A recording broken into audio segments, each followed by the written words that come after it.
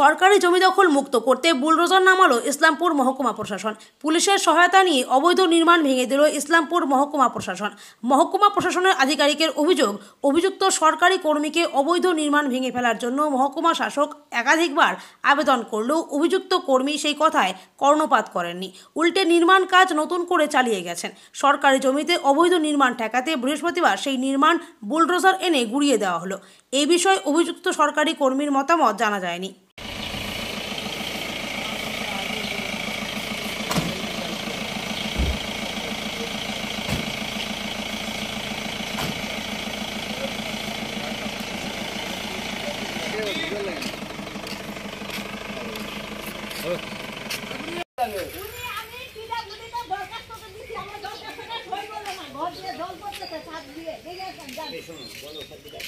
কিন্তু প্রায় ঘন্টা কাটে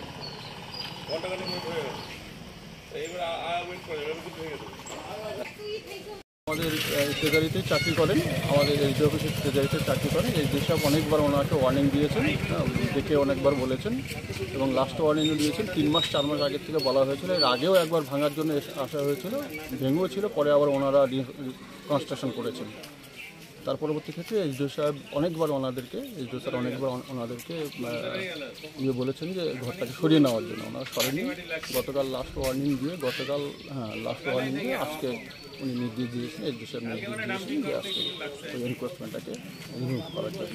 স্যার, পার্টিকুলার কি এই একটাই ঘর ভাঙা হলো না আরও আমাদের কাছে ইনফরমেশন আরও আছে। আমরা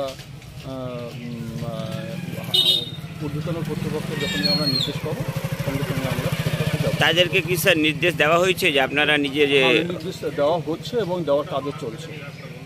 আর কোন কোন জায়গায় স্যার উচ্ছেদ হতে পারে? এটা এসডিও সাহেবের কাছে আছেন, হ্যাঁ, ওটা রিপোর্টটা আছেন, ওটা এসডিও সাহেব নির্দেশ দিলে পরে বলছি যে এই যে এখানে যে কনস্ট্রাকশনটা ছিল, তো এটার কি যা জিনিসপত্র ছিল সেগুলো কি মানে বাজেয়াপ্ত করা হচ্ছে? এটা ওনাদেরকে বলা হয়েছিল, মানে যারা এটার ছিল আর কি করেছিল তাদেরকে বলা হয়েছে যে আজকে ওনারা নিয়ে নেওয়ার জন্য ওই জিনিসটা ওনারা হয়তো কাজে লাগতে পারেন, না হলে আমরা কালকে নিয়ে চলে যাবো, সিজ করে নিয়ে চলে যাবো। স্যার, আজকের এই যে অভিযানটা চালানো হলো কার পক্ষ থেকে?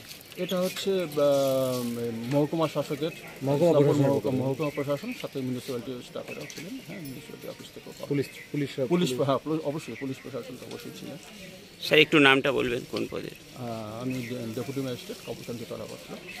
Thank you.